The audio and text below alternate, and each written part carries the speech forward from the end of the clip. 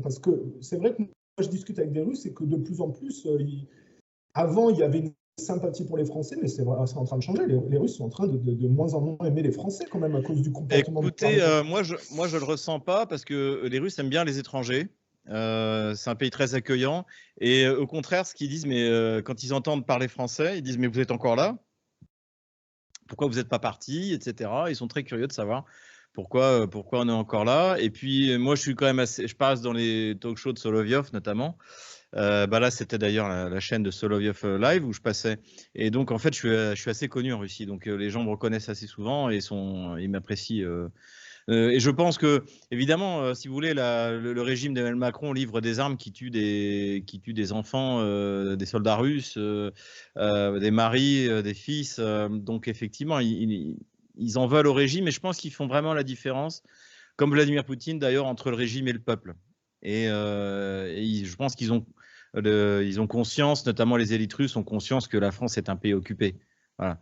Donc voilà, on attend la libération. Et j'espère, c'est ce que je viens de dire d'ailleurs.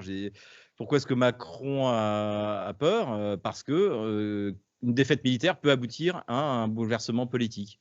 On l'a vu en 1870 avec Napoléon III, on l'a vu en 1905 avec la défaite de la Russie contre le Japon, on l'a vu bien sûr en 1917 avec la défaite contre l'Allemagne.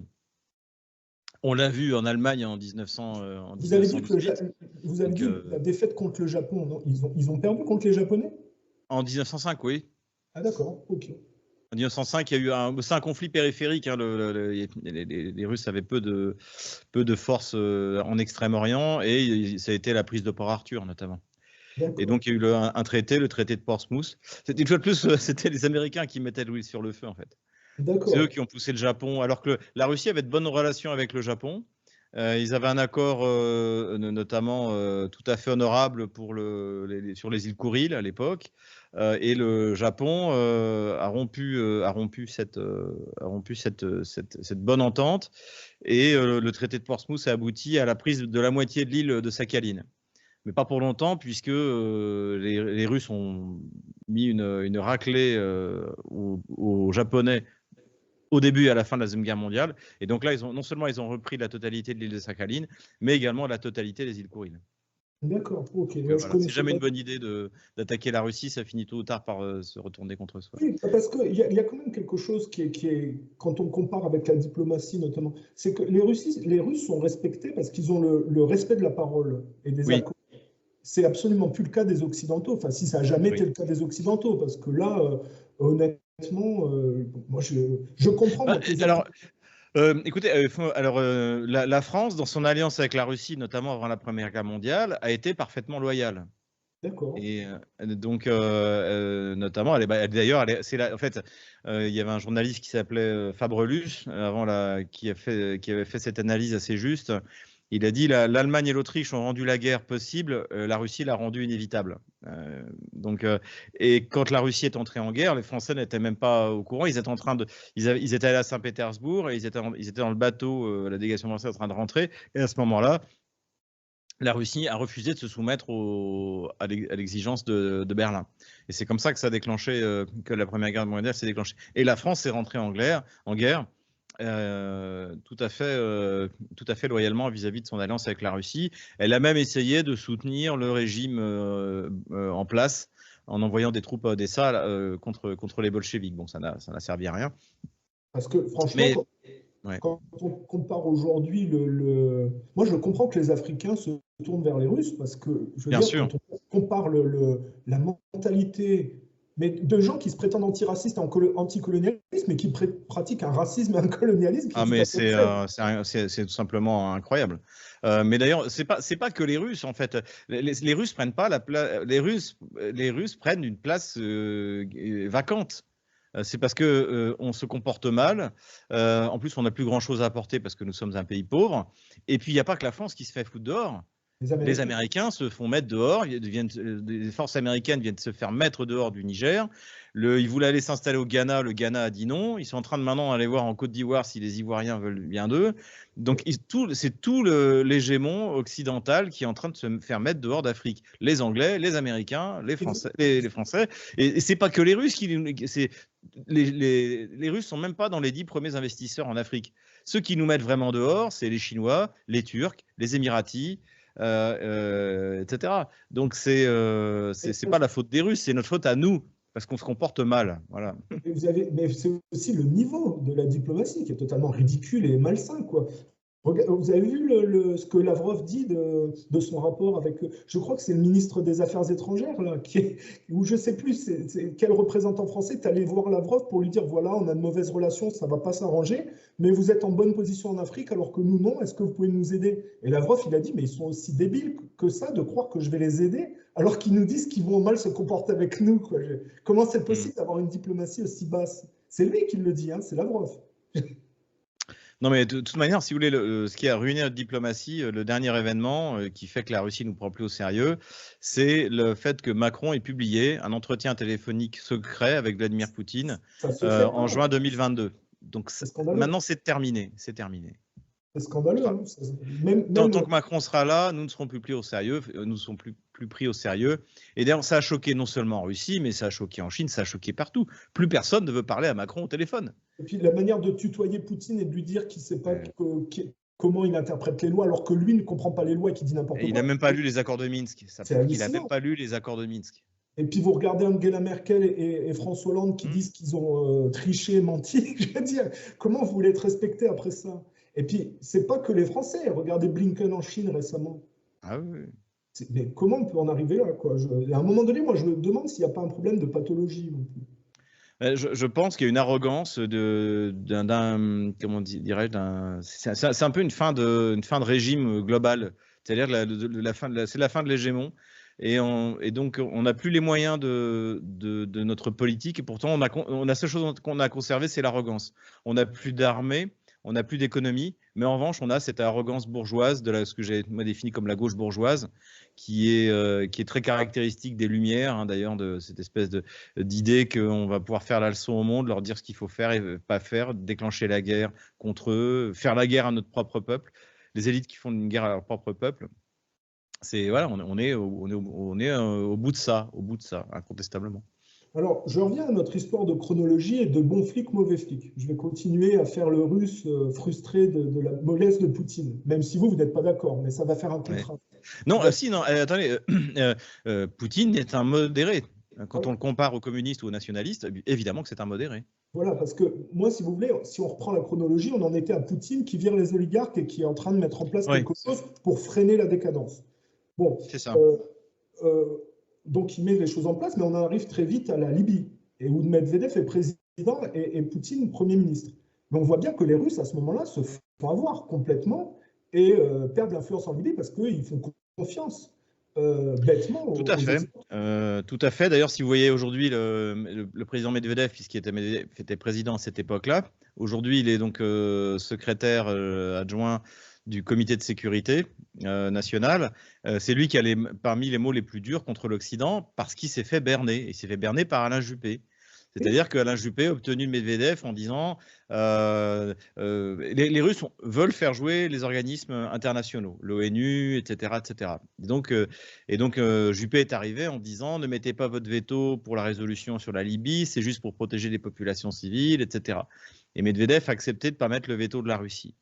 Et les conséquences, on la connaît, c'est l'assassinat de Kadhafi et la bascule de la Libye jusqu'à aujourd'hui dans l'anarchie la plus complète, avec des morts, un pays d'Afrique qui était un des plus prospères, avec une classe estudiantine, vraiment une prospérité incroyable. Et bien tout ça a été détruit. Et les Russes ont compris qu'on les avait bernés. Et c'est pour ça qu'on les a pas repris en Syrie, notamment. En Syrie, la Russie, je crois que c'était quasiment à la même époque, hein, a mis systématiquement son veto contre toutes les résolutions qui étaient proposées par les Occidentaux. Alors moi, je vais vous opposer une chose, c'est que est-ce que c'est pas de l'incompétence et de la naïveté de la part des Russes de se faire avoir? Parce qu'ils ne se sont pas fait avoir qu'en Libye. En 2014, le coup d'État, là, où ils ont demandé à Poutine de demander à Yanukovych de ne pas faire intervenir les chars, Poutine s'est fait entuber exactement de la même manière. Non, là c'est non, non. En fait, il faut voir une chose, c'est que le 20 février, le 19-20 février 2014, Yanukovych a gagné à Maïdan. Maïdan s'est essoufflé, les forces de l'ordre ont fini par l'emporter, et en fait, c'est pour ça. Est-ce que vous permettez que je fasse juste une parenthèse pour oui. les auditeurs? Il faut expliquer. J'avais fait une interview avec Arne Schlenger à l'époque, en 2015, pour expliquer cet événement de Maïdan. Il y a eu un coup d'État mis en place par Nuland, Ashton, Obama, Biden, où ça a consisté à pousser les gens à faire une révolution pour virer Yanukovych, qui était c'est un mafieux pro-russe, mollement pro-russe, on va dire, mais il était quand même trop pro-russe pour l'Occident. Donc ils ont fait une révolution colorée, ils ont poussé les gens dans la rue. Et à un moment donné, c'est Poutine qui l'explique, hein, je crois, ils ont appelé Poutine pour dire est-ce que vous pouvez demander à Yanukovych de ne pas faire intervenir l'armée et nous, on s'engage à faire rentrer les gens pour éviter le bain de sang. Quand Poutine a intercédé à leur demande, ils ont fait tout le contraire et ils ont même utilisé des snipers pour tirer dans le dos et des manifestants et de la police et ils ont accusé Yanukovych. Et c'est comme ça qu'Yanukovych a été viré. Donc, c'est pas la démocratie. C'est pas ça qui s'est passé. Ce qui s'est passé, c'est ce que j'ai dit. C'est-à-dire qu'effectivement, ils ont utilisé des snipers pour radicaliser la foule. Ils ont fait, d'ailleurs, dans la nuit du 20 au 21 février, on avait les corps des gens qui avaient été abattus par les snipers de Maïdan sont promenés dans la foule. Mais Yanukovych l'avait emporté. Et c'est pour ça que vous avez les 3 ministres des Affaires étrangères français, donc à l'époque c'était Fabius, Steinmeier, l'allemand, et Sikorski, qui est revenu d'ailleurs ministre des Affaires étrangères aujourd'hui en Pologne, qui sont venus pour signer un accord de sortie de crise.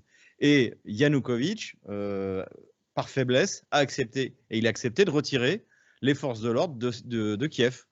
Et donc, au lieu de respecter l'accord, donc cet accord n'a pas... Et donc l'accord prévoyait des élections dans 6 mois. Élections présidentielles. Le problème, c'est que Yanukovych pouvait très bien les emporter, ces élections, parce que les Ukrainiens en avaient ras-le-bol de Maïdan. Maïdan avait pu se prolonger parce que Yanukovych était faible et qu'en plus, il était entouré de traîtres. Et donc en fait, lui, donc, le 21 février, donc, il signe cet accord de sortie de crise. Et puis, donc Klitschko, qui est aujourd'hui maire de Kiev, qui était un des 3 activistes, arrive sur l'estrade de Maïdan en disant voilà, on a un accord, etc. Et là, vous avez un bandériste qui arrive, qui s'appelle Parasyuk. Il prend l'accord, il le jette et il dit non, on veut, c'est le départ de Yanukovych. Yanukovych était à Kharkov à ce moment-là. Il se tourne vers les pays signataires de l'accord de sortie de crise qui ne répondent plus au téléphone.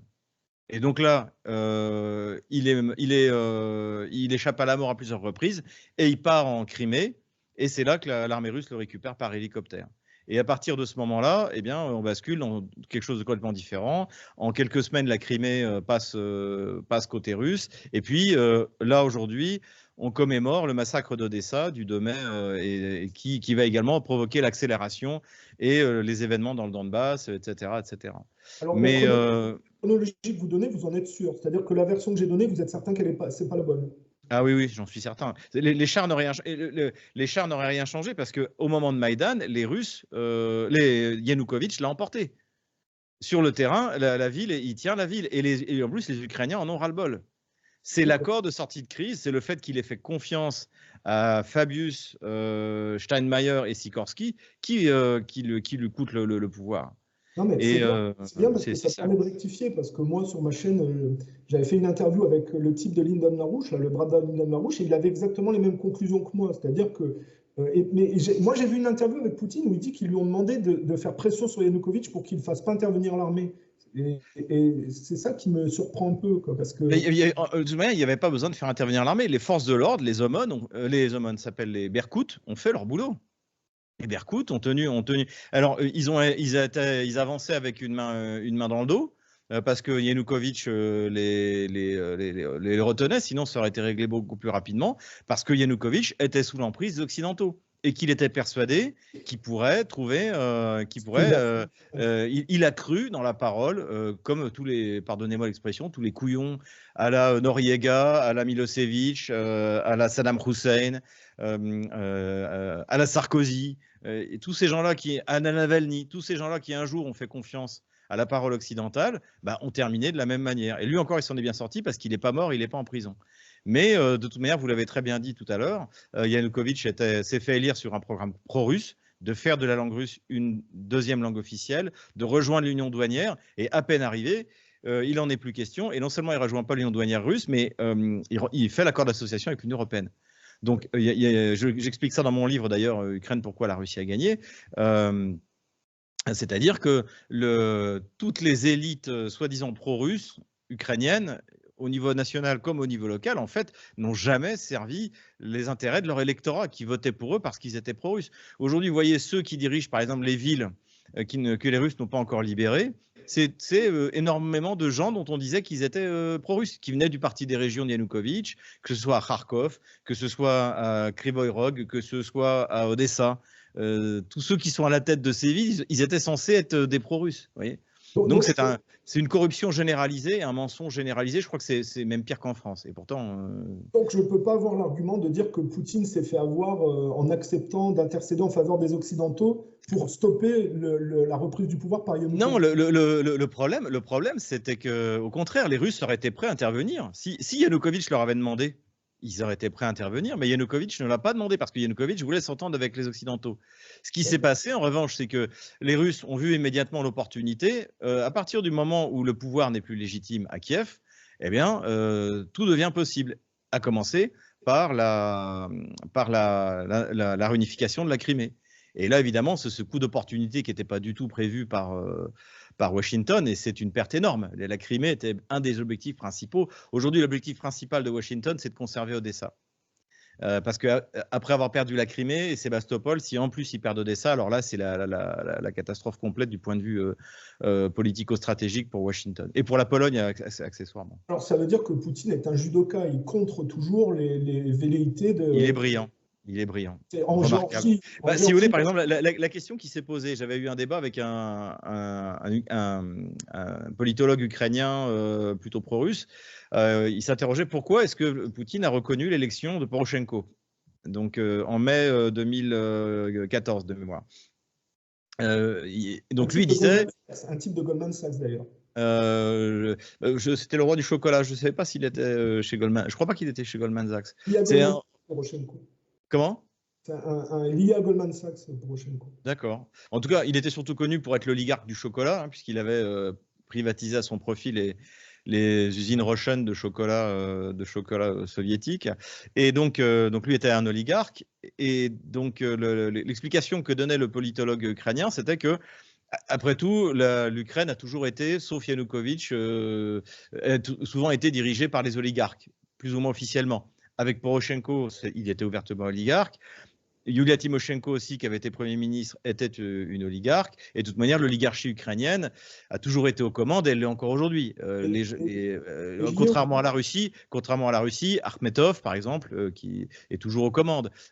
Kolomoïski, alors il a pris un peu de plomb dans l'aile, mais il est toujours, c'est lui qui a créé Zelensky.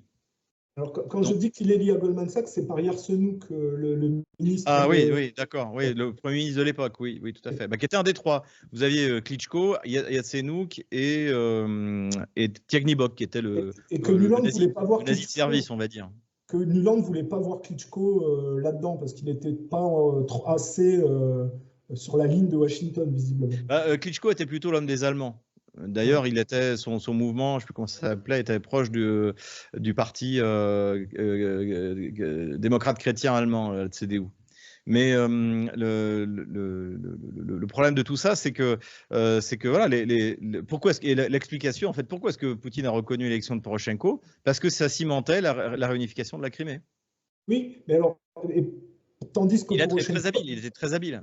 Il était très habile, mais Poroshenko était allié avec les groupuscules qu'on peut appeler néo-nazis ukrainiens à l'époque, les bandéristes, et Oui. il avait un discours anti-russe complet, c'est-à-dire de couper la Non, langue russe et non, d'enlever non, les... non, non, non, non, non, non, non. Pendant sa campagne électorale, Poroshenko, il a eu un discours de réconciliation avec la Russie. Non, mais après, c'était autre chose, parce qu'il allait parler... Quand il prête serment devant le Parlement ukrainien, vous pouvez trouver le serment sur ces vidéos, il dit comme il y a des législatives qui arrivent, et qui sait qu'il a besoin de l'électorat qui veut faire la paix avec la Russie, et il explique qu'en 3 mois, il aura fait la paix avec les Russes. Oui, mais Et ça, évidemment, une fois élu, comme Zelensky, il fait exactement le contraire de ce qu'il a promis. Parce qu'on a des discours de lui où il dit qu'il n'aura pas de retraite pour les pro-russes, que la langue... Oui. En fait, à partir du moment où il est élu et après les législatives, là, le ton change complètement. Comme Zelensky. Zelensky se fait élire parce qu'il est la star d'une série en langue russe où il joue le rôle d'un prof de français qui devient président de l'Ukraine. Et la série s'appelle Sluga Naroda, le service du peuple. Et le dernier épisode, c'est mars 2019. Et il est élu président pour de vrai cette fois en avril 2019. Les Ukrainiens n'ont pas d'excuses sur cette histoire parce que non, je suis désolé à dire, c'est triste à dire, mais ils ont une maturité politique d'enfants de 5 ans. C'est pire. Encore une fois, la situation du point de vue de la pratique politique est pire qu'en France. Et pourtant, je pense qu'on a un des plus mauvais exemples dans le monde. En tout cas, d'Europe, je pense qu'on est le pire. Il n'a pas fait cette série télé, c'est qu'il a fait aussi la promotion de la décadence un peu LGBT. Il a joué bien sûr. L'hymne national avec le sexe. On ne peut pas croire que voter pour ce genre de personnes va apporter une politique pérenne. Je veux dire, c'est comme Macron, quelque part, voter pour Macron, c'était aussi voué... C'est de la manipulation encore une fois, c'est quelque chose qui a été prévu pendant longtemps. La série, elle démarre en novembre 2016 et elle se déroule jusqu'à l'élection. Et il donne à son parti le nom de la série, Sluga Naroda. Il s'identifie un peu comme l'a fait avec Macron, EM, En Marche. Lui, c'est The. Donc c'est très narcissique, c'est de la manipulation des foules. Voilà. Et là, on peut dire que c'est ce que les mondialistes, je crois que c'était Karl Popper qui appelait ça le bêta humain. C'est le bêta humain. Et puis c'est, comment dire, derrière, c'est très fortement connoté mafia juive avec Kolomoïski et ce genre de personnages qui sont reliés. Alors, en fait, c'est tous les oligarques. Alors, la majorité des oligarques, comme en Russie à l'époque, sont effectivement juifs, mais le plus puissant d'entre eux, c'est Akhmetov, c'est un tatar. Je crois même qu'il est musulman. Donc, c'est avant tout la classe mondialisée. Il est plus que Kolomoïski au point de vue de l'influence? Ah oui, du point de vue de la fortune, Akhmetov, alors ils ont beaucoup perdu, puisque notamment Akhmetov contrôlait... c'est Akhmetov qui a permis à Kiev de conserver Mariupol en 2014. Puisque c'est lui qui contrôlait la ville, et c'était sa ville. Et il a beaucoup perdu en perdant Mariupol. Aujourd'hui, ses derniers actifs sont à Kryvyi Rog, et c'est lui un des plus fervents soutiens du régime de Kiev. Et c'est pas lui, il n'a pas créé Kolomoïski, mais... il n'a pas créé, Zelensky, c'est Kolomoïski qui l'a fait, mais c'est quelqu'un d'extrêmement... Je pense que oui, depuis le début, c'est le plus puissant des oligarques. Le plus puissant des oligarques. Bon, là, on est dans la période de 2014, et en 2014, c'est quelque chose que vous devez connaître. Alors, moi, je ne suis pas militaire, mais vous allez certainement comprendre. En 2014, il y a eu cette histoire du vol MH17. Oui. Moi, j'ai travaillé un peu dessus, et on voit dans les débris de la carlingue de l'avion que la cabine de pilotage a été visée par des impacts de tir à l'horizontale, ce qui fait que, pour moi, ce n'est pas un tir qui vient d'en bas, mais c'est un avion ukrainien qui aurait abattu cet avion-là. Est-ce que vous avez la version de... Quelle est votre version? Parce que moi, j'ai publié ma version précisément dans mon dernier bouquin. En fait, les Russes ont fait un test de missile Buk M1, donc le même style de missile qui est utilisé par les Ukrainiens. Et en fait, ce que vous voyez, c'est pas des tirs. En fait, c'est que quand vous avez un missile anti-aérien, il y a une fusée de proximité. Il explose avant de toucher l'avion. Et donc, il explose en envoyant une multitude d'éclats, ce qui à 10 000 mètres est fatal. Donc, ce n'est pas des tirs directs, en fait. C'est un missile qui a explosé au niveau de l'avant gauche de l'appareil, si je me souviens bien. Mais effectivement, j'ai étudié aussi la thèse d'un avion. Je dirais, à la limite, ce qui a détruit le MH17, ce n'est pas ce qui est inventé, c'est qui l'a détruit et est-ce que c'est fait exprès ou pas. Qui l'a détruit, c'est certain que c'est l'Ukraine. Il n'y a pas de solution alternative pour que ce ne soit pas l'Ukraine. Et moi, je pense que ça a été détruit délibérément. parce que l'Ukraine, parce que l'Allemagne, la France, l'Italie ne voulaient pas prendre de sanctions sérieuses contre la Russie. Les sanctions qui ont été prises au lendemain de la réunification de la Crimée ont fait rigoler tout le monde. Alors, est-ce que je peux vous lire un passage et vous me dites ce que vous en pensez pour cette histoire du vol MH17? Oui, oui.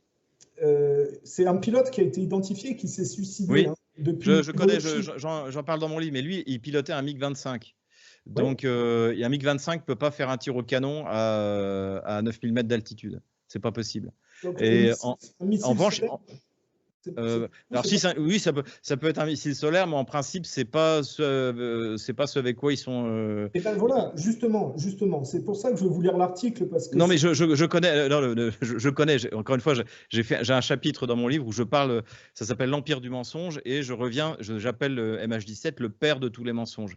Oui. Et effectivement, ce pilote, il y a un mécanicien ukrainien, mécanicien de ce pilote qui est passé côté russe et qui a fait un témoignage devant le parquet russe dans lequel il a dit que ce pilote ukrainien a atterri, et il avait tous ses missiles avaient été tirés, mais que je sache, c'est plutôt des missiles air-sol que portent les Sukhoi 25. Et il a dit, en parlant du MH17, il aurait mieux valu qu'il ne soit pas là.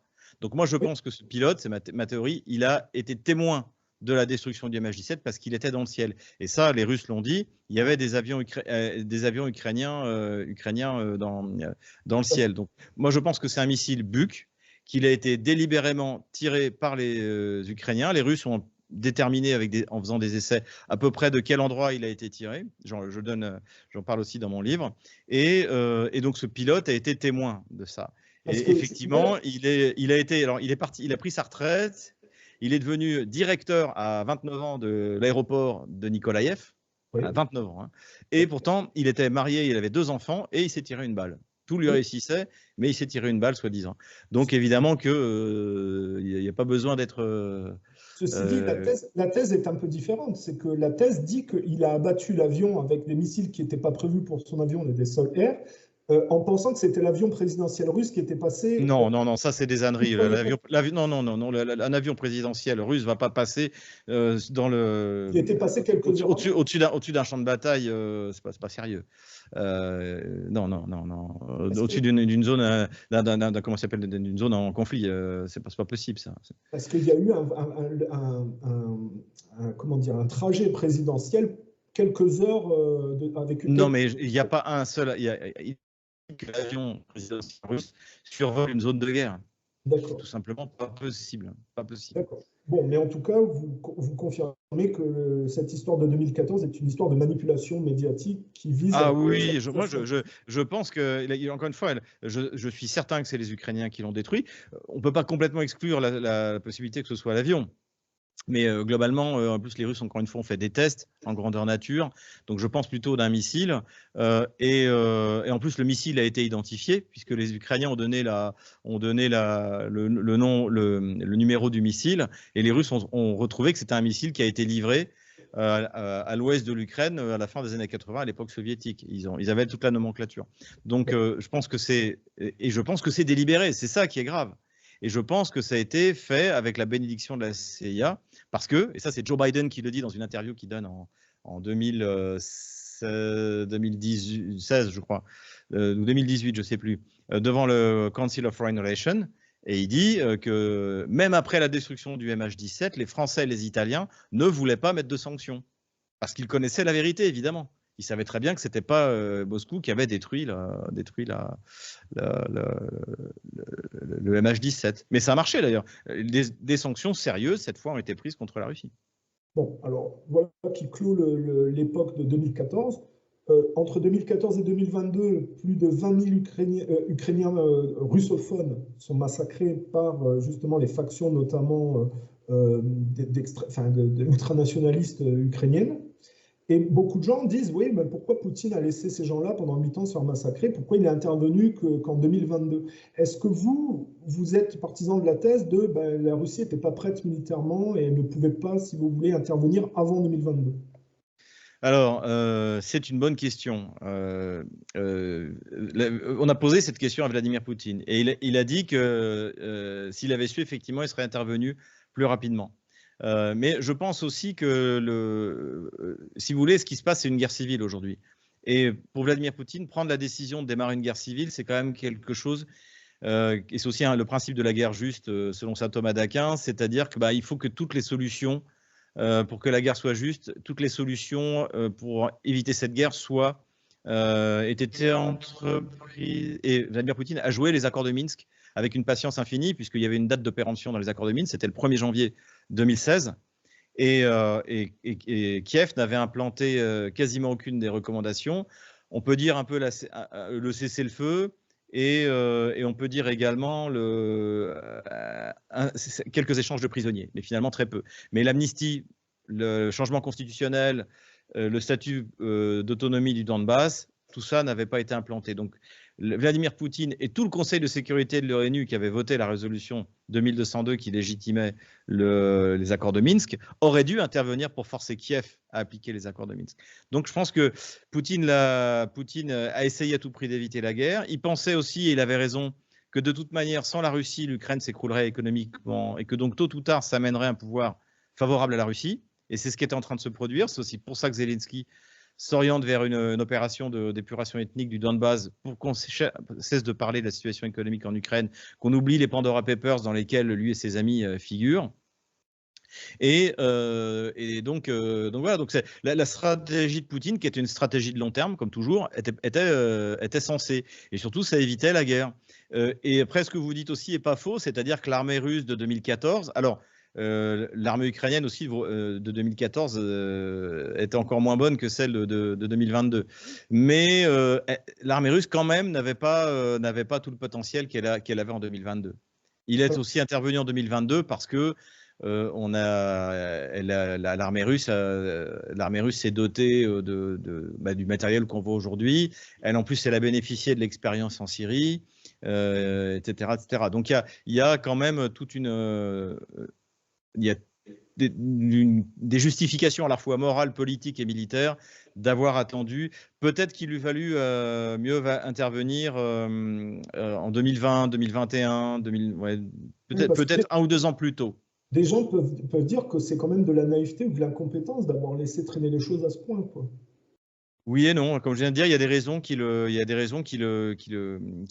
justifient. Je pense que si Zelensky n'avait pas planifié une opération d'épuration ethnique, la Russie aurait calmement attendu que le fruit tombe quand il était mûr. Si jamais Zelensky fait arrêter son opposant principal, Medvedchuk, c'est en février 2021, c'est parce qu'il voit bien que la situation est en train de perdre le contrôle. Et il le fait avec l'autorisation, évidemment, voire la recommandation de la CIA, qui le coach directement. Il fait fermer en avril 2021 les 3 chaînes de télévision de l'opposition. Donc, c'est ça aussi qui précipite. Poutine voit ce qui se prépare, et c'est pour ça qu'il intervient. Et moi, c'est ce que j'avais toujours dit. D'ailleurs, j'ai dit la Russie n'interviendra pas, sauf si Kiev se lance dans une opération d'épuration ethnique. Kiev a voulu faire une opération d'épuration ethnique et l'opération militaire spéciale a commencé. Donc justement, est-ce que vous pouvez expliquer à nos auditeurs, pour que ce soit clair, c'est que l'intervention de Poutine pour contrer l'opération ukrainienne qui visait à aller dans le Donbass pour massacrer des gens, est-ce que vous pouvez expliquer aux auditeurs que c'est une opération qui n'est pas illégale, mais qu'elle répond au respect du droit international, justement? En principe, du point de vue du droit international, la Russie est en droit d'intervenir militairement depuis le 1er janvier 2016, puisque là, il y a une résolution du Conseil de sécurité de l'ONU que Kiev n'a pas fait appliquer. Voilà. Il y a 13, les accords de Minsk donc, qui ont été validés par la résolution 2202, il y a 13 points. Donc, comme j'ai dit, il y a un cessez-le-feu qui globalement a été respecté, des échanges de prisonniers, quelques-uns ont été respectés. Et après, il y a une amnistie générale pour les chefs donc des rebelles dans le Donbass. Rien n'a été fait.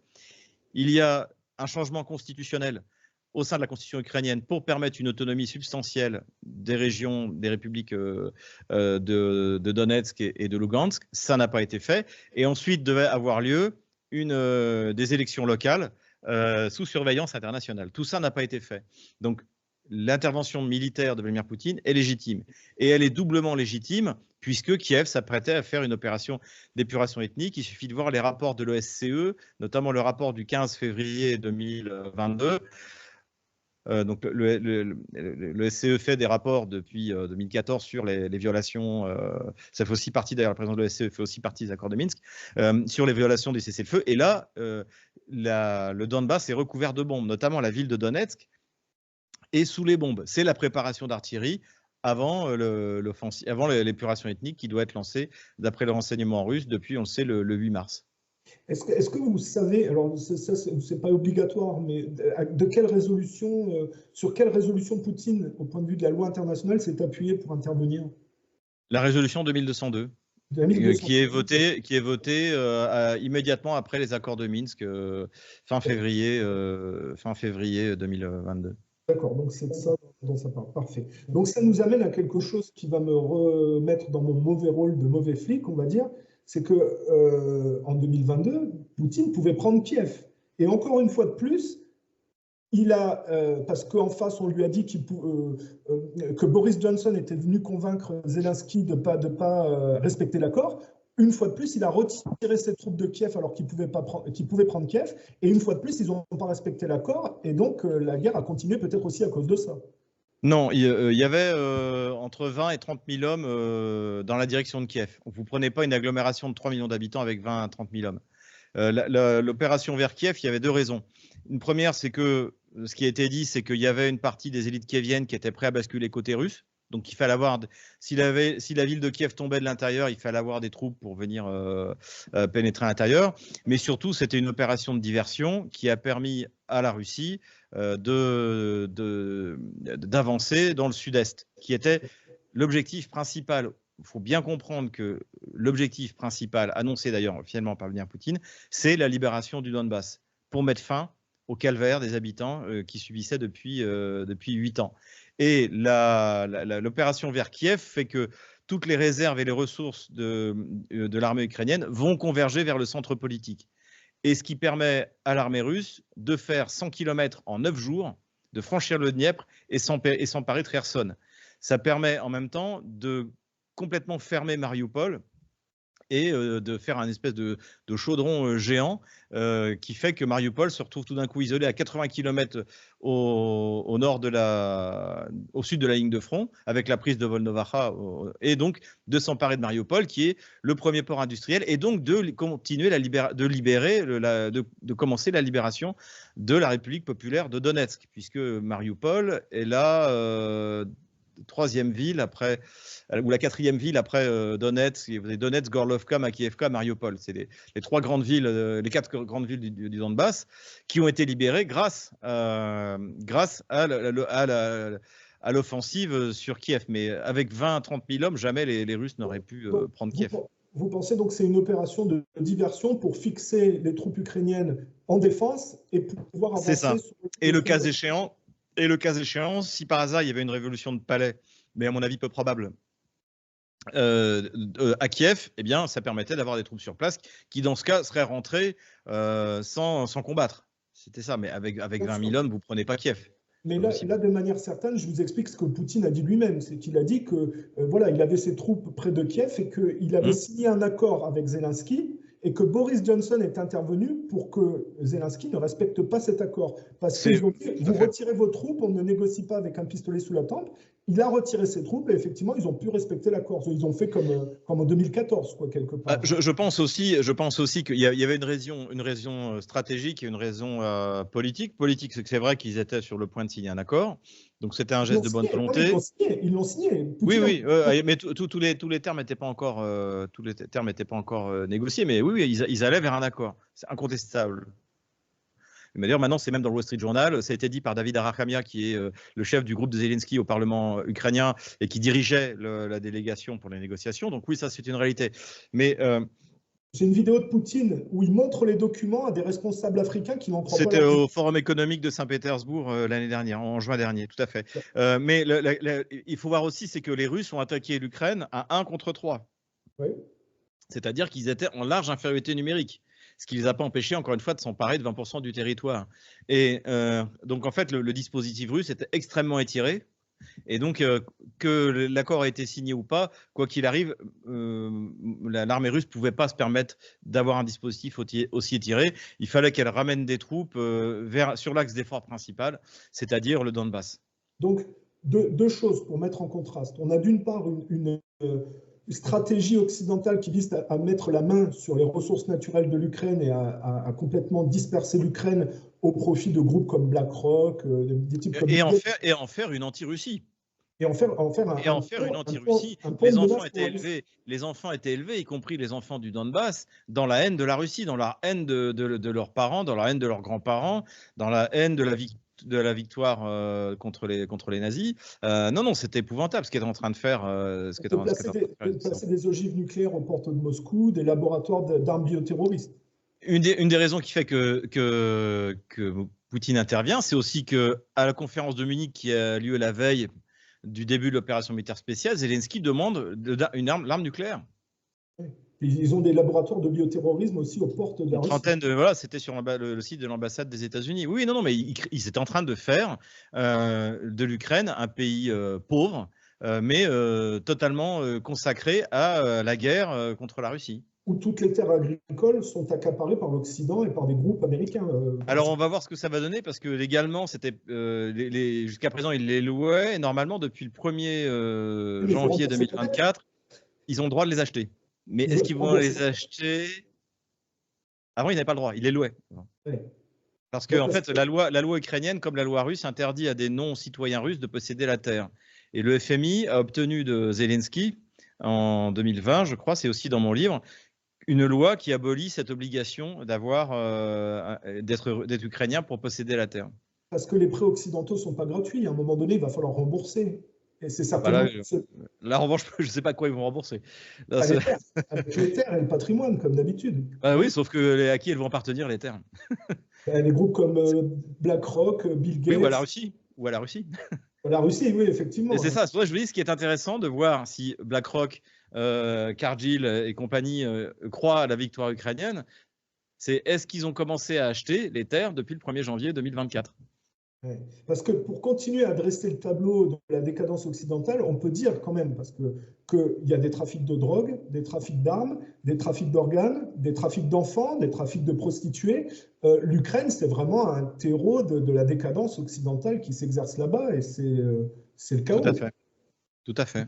Je vois qu'ils envoient des handicapés mentaux au front, qui ne payent pas les veuves des morts, qui font exprès de ne pas comptabiliser les morts pour ne pas payer les retraites, qu'ils envoient des gamins, des vieux. Je veux dire, c'est n'importe quoi. Aujourd'hui, soutenir l'Ukraine, c'est être un criminel quelque part. Je pense qu'il y a deux types de personnes qui ont pu croire, qui ont dit que l'Ukraine pouvait gagner la guerre. C'est les crétins ou les salauds. Et la question sur laquelle il faut se poser, c'est ceux qui ont menti. Pourquoi? Alors, si vous passez sur une chaîne de télévision, c'est pour toucher vos 500 € le passage. Si vous êtes un décideur politique, c'est parce que vous vous êtes dit que en fait, c'était un moyen de provoquer l'effondrement de l'économie russe. Et donc, ça valait le coup d'utiliser les Ukrainiens comme un bélier pour faire tomber l'économie russe. Mais ce qui est terrible, c'est qu'en gros, on s'est aperçu au bout de 6 mois que ça ne marchait pas, que non seulement l'économie russe ne faiblissait pas, mais qu'au contraire, elle en profitait pour se réformer. Et dans ce cadre-là, le fait de continuer comme ça jusqu'au bout, c'est tout simplement criminel. Et ça, ceux qui savaient depuis le début que l'Ukraine n'avait aucune chance, et si moi je le savais, je pense que d'autres personnes le savaient, et qui ont malgré tout fait croire que l'Ukraine pouvait gagner, ceux-là sont des salauds.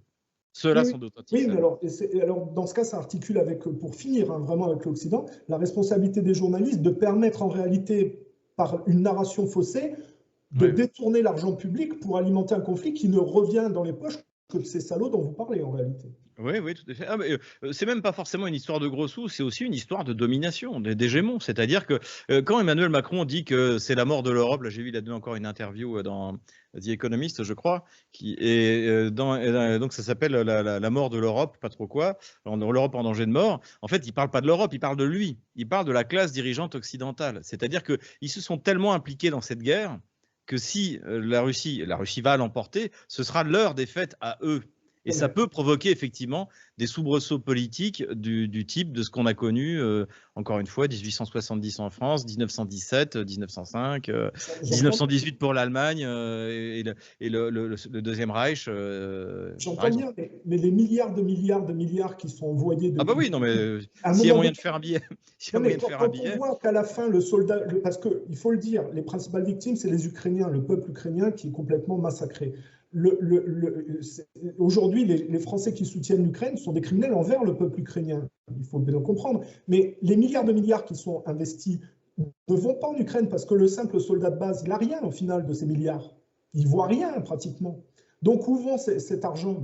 Quand on regarde le Parti démocrate, ça sert à blanchir de l'argent, ça sert à envoyer de l'argent aux grosses firmes de l'armement. Mais au niveau de l'ère de combat, qu'est-ce que le soldat ukrainien voit, lui? Il ne voit rien du tout, pratiquement. Sans l'aide militaire, otanienne, la guerre était terminée en avril. Hein. Faut quand même se rendre compte. Donc effectivement, je pense que la stratégie de Washington, qui a réussi à convaincre les Européens que ça allait marcher, c'était que l'Ukraine tienne entre 3 et 6 mois. On allait mettre des sanctions, comme a dit Victoria Nuland, comme la Russie n'en avait jamais vu, et ça allait provoquer l'effondrement de l'économie russe, comme dirait Bruno Le Maire. Et ça n'a pas marché. Et le problème, c'est qu'ils n'ont pas de plan B. Mais malgré tout, ils continuent. Ils continuent et ils sont dans le bunker et ils espèrent un miracle. Voilà où en est l'état-major de l'OTAN. C'est là que j'articule quand même, je vais parler pour contraste de la méthode militaire russe qui contraste avec l'autre côté, mais est-ce que vous ne croyez pas que, puisqu'ils sont jusqu'au boutisme, c'est parce qu'ils ont identifié que l'ambiguïté des Russes avec le modèle occidental capitaliste leur permettait d'avoir un pont d'entrée et d'éventuellement croire que dans leur jusqu'au boutisme, éventuellement en ciblant une centrale nucléaire, en faisant dégénérer le conflit, ils ont une possibilité d'avoir gain de cause. Non, militairement, ils n'ont aucune possibilité de gagner cette guerre. Aucune possibilité.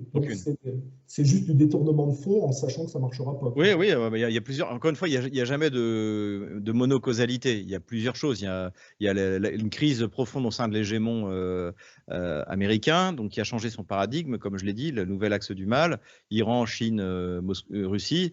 Il y a effectivement à côté de ça des lobbies très puissants, comme le lobby de l'armement, qui en profite pour s'en mettre plein les poches. Et puis, il y a toute une classe politique occidentale qui vit sur la bête, notamment l'Union européenne. L'Union européenne fait vivre une quantité incroyable de parasites, de hauts fonctionnaires européens, de fonctionnaires européens, de députés européens, de commissaires européens. Et tous ces gens-là tremblent parce qu'ils voient que la défaite militaire pourrait très bien devenir une défaite politique globale. Et donc, eux, oui, ils ont toutes les raisons de vouloir se battre jusqu'aux derniers Ukrainiens. Mais le problème, c'est qu'ils ne vivent pas dans le même monde qu'en 1914 ou 1939, c'est-à-dire qu'il n'y a pas un pays européen qui enverra des soldats mourir pour Kiev. Vous croyez? Parce que la France a déjà envoyé des légionnaires.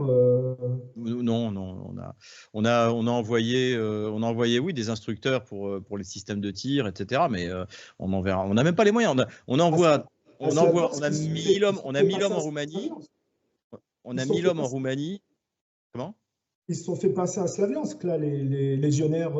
Mais c'est pas les forces officielles, ça doit être des volontaires ou des instructeurs, mais ça, c'est pas une intervention officielle de la France. On a envoyé 1000 hommes en Roumanie depuis le mois de mars 2022, je crois. On n'arrive même pas à les maintenir. C'est l'enfer, là-bas. Donc, qu'est-ce que vous voulez qu'on fasse? Moi, je crois que Macron est assez barré pour envoyer des hommes. Mais même s'il envoyait des troupes au sol, ça ne changerait pas. Ça changerait rien. La Russie a gagné la guerre le 24 février.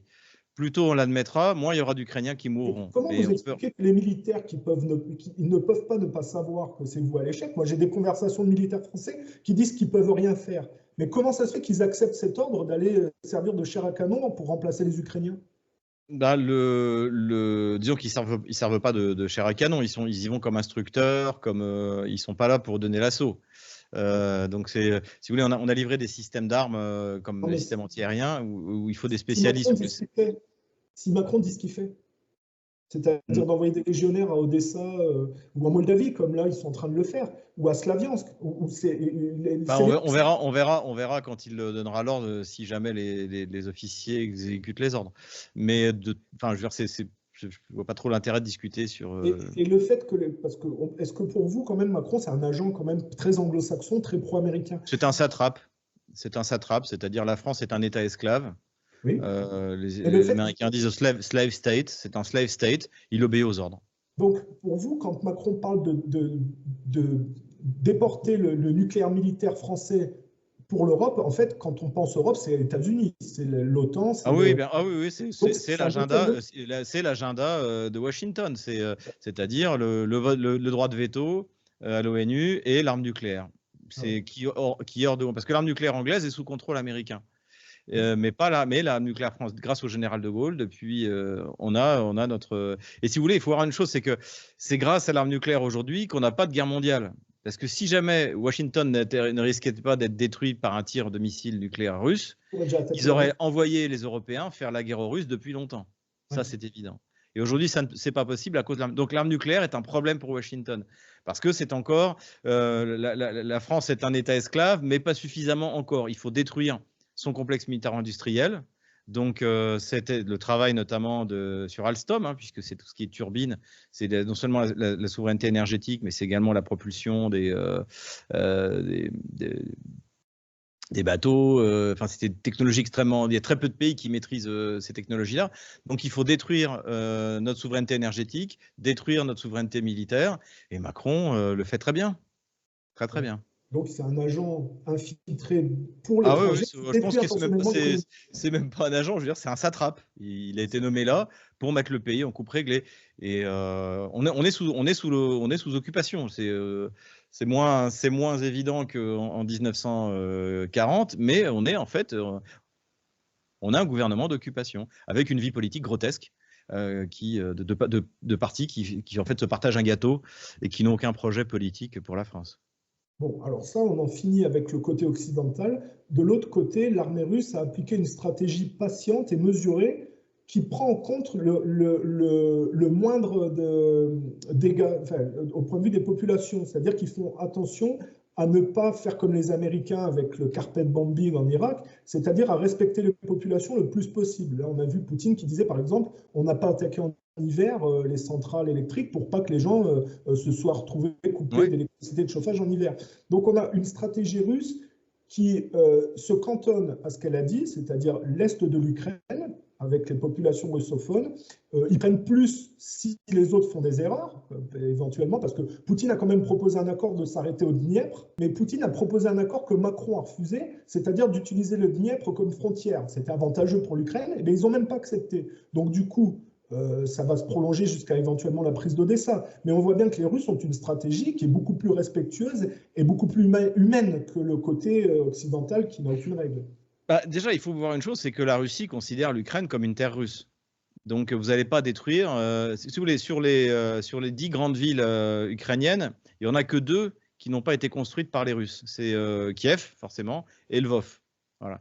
Toutes les autres, en fait, ont été construites par l'Empire russe. Odessa, bien sûr, par la Grande Catherine et le duc de Richelieu, Mariupol, Donetsk, Krivoy Rog, Kharkov. Alors, Kharkov, c'est un peu plus ancien, mais c'était également les Russes. Donc, toutes ces villes-là, en fait, sont nées de la Russie. Donc, la Russie ne va pas détruire ses propres villes. Et c'est pour ça que Kharkov ou Kiev ne ressemblent pas à Gaza. Les Russes pourraient faire à Kiev ce que les Israéliens ont fait à Gaza, sans aucun problème. Mais ils considèrent que c'est une ville russe, habitée par des Russes. Donc évidemment que c'est pour ça qu'ils s'attaquent aux infrastructures de transport, aux infrastructures énergétiques. Comme vous l'avez dit, ils ont attendu la fin de l'hiver avant de mettre un grand coup sur l'infrastructure énergétique. Et pour détruire en fait la capacité militaro-industrielle ukrainienne, de réparer les ateliers, de produire des armements, etc. Et voilà, il faut voir aussi que beaucoup de ces villes seront intégrées à la Russie à la fin de l'opération militaire spéciale, notamment, moi je pense que Kharkov, Nikolaïev, Krivoy Rog, sans doute Dniepropetrovsk, Zaporozhye, c'est certain, Kherson de nouveau, et puis Odessa seront intégrés à l'Empire russe. Donc il faut que ça se passe bien. Si les Russes transforment en tapis de bombe et rasent la ville, évidemment que les gens ne seront pas contents. Et voilà. Et au contraire, je pense que la patience et la modération de la Russie fera que le retour de ces villes russes au sein de la Fédération de Russie se passera bien. D'accord. Donc, pour vous, ils n'ont pas l'intention de s'arrêter au Donbass, à l'est du Non, non, non, non, non. Non, bah, déjà, du point de vue de la constitution russe, maintenant, les régions de Kherson et de Zaporozhye font partie de la fédération. Donc, Zaporozhye, il manque 30%, dont la capitale de la région, Zaporozhye. Et Kherson, pareil, il manque en gros 30%. Oui, mais ils n'iront pas jusqu'à Kiev, parce que Kiev, c'est quand même pas des populations très russophones. Ils sont quand même. Kiev est une ville russophone, contrairement à ce qu'ils racontent. Moi, la dernière fois que j'étais à Kiev, c'était en avril 2014, juste après Maïdan. Même sur Maïdan, tout le monde parlait russe. D'accord. On ne parle ukrainien que sous la contrainte. Donc, alors maintenant, la contrainte, elle s'exerce depuis 10 ans, donc sans doute que les gens ont pris un peu l'habitude. Mais globalement, si jamais vous n'avez plus de contrainte, les gens vont tous se remettre à parler russe, sauf peut-être dans l'ouest de l'Ukraine. Bon, alors deux derniers points très brefs. On a vu que Poutine avait promis au Premier ministre israélien de ne pas toucher à Zelensky. Bon, après, une fois que Zelensky a eu vent de l'affaire, il s'est vanté de ne pas avoir peur. Bon, il va faire cirque. C'est Bennett, Naftali Bennett. Absolument. Est-ce que vous ne pensez pas qu'il y a une ambiguïté parce que est-ce que l'élimination, c'est pas quelque chose que je recommande, mais je sais que les Occidentaux passent leur temps à fomenter des plans pour éliminer Poutine. Est-ce que l'élimination de Zelensky aurait entraîné la fin de la guerre? Qu'est-ce qui se serait passé si les Zelensky... Au contraire, ça en aurait fait un héros. Ils auraient pris le prétexte pour mettre un général quelconque. Non, là, aujourd'hui, pour les Russes, il vaut mieux que Zelensky reste en vie. Parce qu'en plus, ça va être un président illégal dans une vingtaine de jours. Je crois que c'est le 21 mai où son mandat se termine. Il n'a pas fait d'élection. Donc en fait, là, pour les Russes, il est même, c'est l'homme idéal. Non, c'est et encore une fois, pour mettre un satrape, c'est pas difficile. Hein. Vous prenez Zelensky, ils vont se précipiter au portillon pour prendre sa place. Bon, vous ne trouvez pas que Poutine est ambigu avec Israël et avec la communauté juive, c'est-à-dire très accommodant? C'est-à-dire qu'il y a une grosse communauté juive en Russie qui, dans son ensemble, soutient la Russie. Vous avez par exemple le présentateur le plus connu, c'est Solovyov, donc qui est tout le temps attaqué d'ailleurs dans les médias français parce qu'il fait des déclarations un peu à l'emporte. Après, il a beaucoup de second degré, voire du troisième degré. On a des degré. médias français antisémites. Voilà, non mais voilà, et c'est ce qu'il dit d'ailleurs. Donc dans l'ensemble, la communauté juive russe, elle est loyale vis-à-vis de la Russie. Et surtout, et vous avez même également une communauté juive ukrainienne qui est très inquiète parce qu'ils se disent que quand la guerre sera définitivement perdue, quand ce sera acté, dans la mesure où le président est juif, tous ces bataillons néo-nazis, bandéristes, qui ont mis leur antisémitisme de côté parce qu'ils ne sont pas stupides et qui se rendent compte que s'ils veulent l'aide de l'Occident et de l'OTAN, ils sont obligés de faire des concessions sur leur idéologie, et bien là, ils vont chercher le coupable.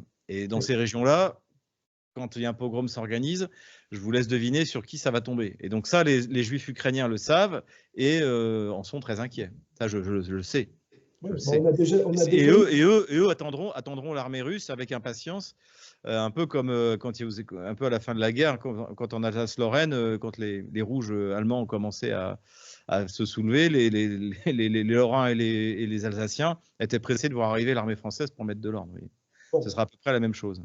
Alors, pour conclure, et déjà, je vous remercie d'avoir accordé autant de temps, on va conclure sur la pérennité de Poutine, parce que c'est bien, on va dire, Poutine, il fait, même si moi je le considère comme un mondialiste, et par contre c'est un mondialiste multipolaire, pas unipolaire, donc il est en contraste avec l'Occident. Ça ne fonctionne, ce que met en place Poutine, que s'il est capable de créer dans le temps des générations qui feront mieux que lui en politique. Quelle est, selon vous, la perspective dans le temps que va créer Poutine au niveau... Est-ce qu'il a une pérennité politique dans le temps? Est-ce qu'il y a... le flambeau peut être repris par des gens qui font mieux que lui? Ou est-ce que ça va s'effondrer dans le temps parce que les Russes ne sont pas au niveau C'est une bonne question. C'est une bonne question. Je pense qu'effectivement, il a prévu quelque chose. D'ailleurs, il a lancé ce qu'on appelle le programme présidentiel, qui est chargé de former la nouvelle génération de hauts fonctionnaires. C'est des gens que j'ai rencontrés, notamment dans l'extrême-orient russe. Il y a un jeune ministre du développement d'Arctique et de l'extrême-orient qui s'appelle Alexei Chikunkov, que j'ai interviewé à 2 reprises, qui est tout simplement brillant, génial, patriote, bien formé. Tout autour de lui, il y a des gouverneurs adjoints qui sont très jeunes. Le gouverneur adjoint, j'ai interviewé le gouverneur adjoint de la région de l'Amour. C'est comme une région qui fait 5 fois la France, vous voyez. Lui, connaissant parfaitement ses dossiers, extrêmement compétent, brillant, linguiste, parle tous des langues étrangères, notamment français. D'ailleurs, Chikunkov, je l'interviewe en français. Il parle chinois également. Beaucoup de ceux qui d'ailleurs travaillent dans cette région-là se sont mis au chinois ou à des langues asiatiques pour pouvoir développer le pays en coopération avec leurs voisins. Donc oui, cette classe, elle existe. Il y a des technocrates au sens positif du terme, c'est-à-dire que vous voyez, en France, on nomme les ministres pour remercier ceux qui vous ont soutenu. En l'occurrence, Darmanin et Le Maire, c'est pour les remercier d'avoir trahi le parti d'où ils venaient. Donc leur vertu, c'est d'avoir été des traîtres. Et pas du tout d'être compétent, puisque le maire était à l'agriculture, il est passé à l'économie, demain il sera peut-être à l'éducation, et sur le lendemain au ministère de la Culture, tout devient, ou la jeunesse et les sports, pourquoi pas, tout devient possible. Et donc en Russie, c'est pas du tout le cas. Vous avez des professionnels. Mishustin, le Premier ministre, il s'occupe d'administrer le gouvernement, il fait pas de politique. Mantourov, le ministre des Finances, c'est pareil. Le ministre de l'Industrie, de développement économique, c'est pareil. Vous avez toute une génération de jeunes hommes politiques, de hauts fonctionnaires extrêmement compétents et qui sont des techniciens. Et c'est pour ça que la Russie, économiquement, cartonne dans tous les sens. Parce qu'ils savent de quoi ils parlent. Le vice-premier ministre chargé de l'énergie, j'ai oublié son nom, Kovac. Kovac, vous l'écoutez parler de charbon, de pétrole, de gaz, c'est un pro de l'énergie. C'est pas Bruno Le Maire. Donc voilà, donc je pense que oui, cette génération-là, elle est prête. Et ce qui est intéressant aussi, c'est que Poutine, dans son discours programme devant le Congrès, juste avant l'élection présidentielle, il a dit que les gens qui dirigeaient la Russie dans les années 90 n'étaient pas des élites, c'était des fausses élites. Ceux qui devaient diriger la Russie, c'est ceux qui donnent leur vie pour la patrie. Et donc, il a prévu un programme de formation pour les officiers, les sous-officiers donc qui ont combattu, pour en faire des cadres, les futurs cadres de la nation. C'est-à-dire que, pour paraphraser, j'ai plusieurs fois paraphrasé Ernst Jünger, vous savez, Ernst Jünger, dans Sturm, disait la guerre est notre mère, elle nous a enfantés dans la matrice brûlante des tranchées, nouvelle race que nous sommes. Et on peut dire que oui, l'opération militaire spéciale est une matrice qui a enfanté la nouvelle classe dirigeante russe dans la matrice brûlante des tranchées, même s'il n'y a pas beaucoup de tranchées. Enfin si, l'été dernier, il y en a eu. Donc pour vous, en réalité, sur le bénéfice que va porter la route de la soie, les générations de Russes sauront totalement s'y accoler de manière compétente. Bah, tout à fait, c'est aussi l'avantage des sanctions, c'est-à-dire que les Russes étaient très axés depuis le début sur le projet de nouvelle route de la soie, mais maintenant, en plus, ils n'ont même plus le choix.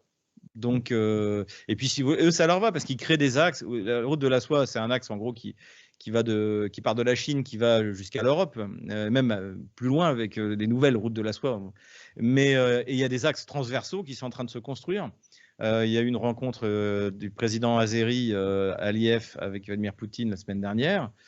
Et en fait, il y a de quoi il est question de l'axe Volga, ce qu'on appelle l'axe Volga-Caspienne, c'est-à-dire un axe commercial qui partira de Saint-Pétersbourg, qui descendra le long de la Volga jusqu'à la Caspienne, qui passera soit par la Caspienne, soit par l'Iran, soit par l'Azerbaïdjan, et qui arrivera en mer d'Arabie, et qui ensuite après se poursuivra par la mer jusqu'à l'Inde, etc. Donc le monde est en train de changer profondément, les axes commerciaux sont en train de changer.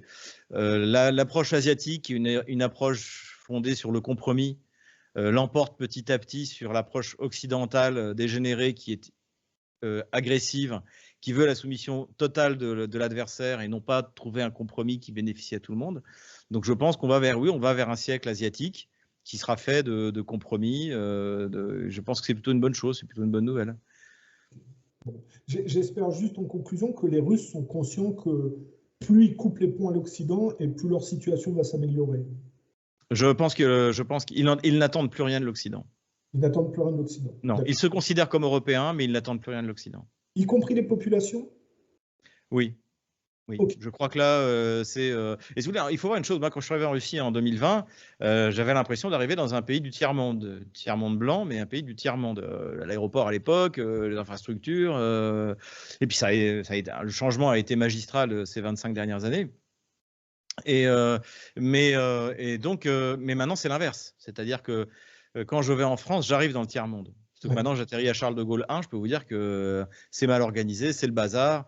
En plus, moi, je suis fichier S, donc j'ai le droit à la totale.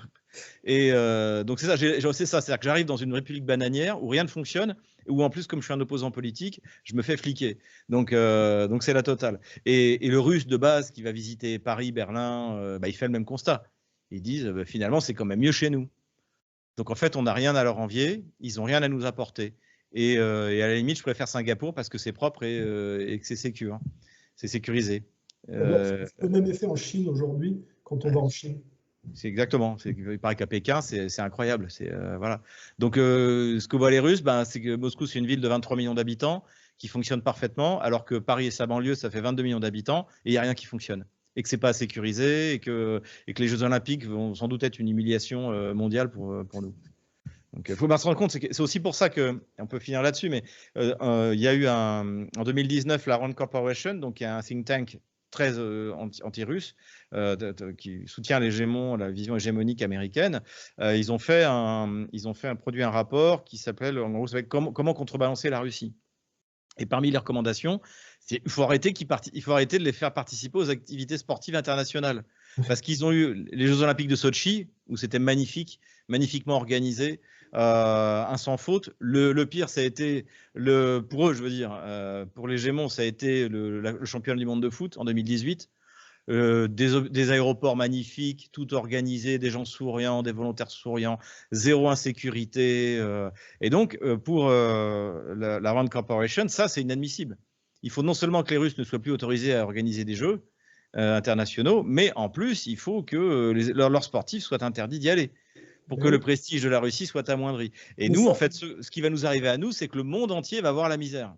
Mais ça, c'est positif pour les Russes parce que plus ils vont se couper de l'Occident et plus ça saigniront. Oui, incontestablement. Je suis d'accord avec ça. Même si en tant que Français, je suis triste, il faut qu'ils prennent leur distance avec nous parce qu'on n'a rien de bon à leur apporter.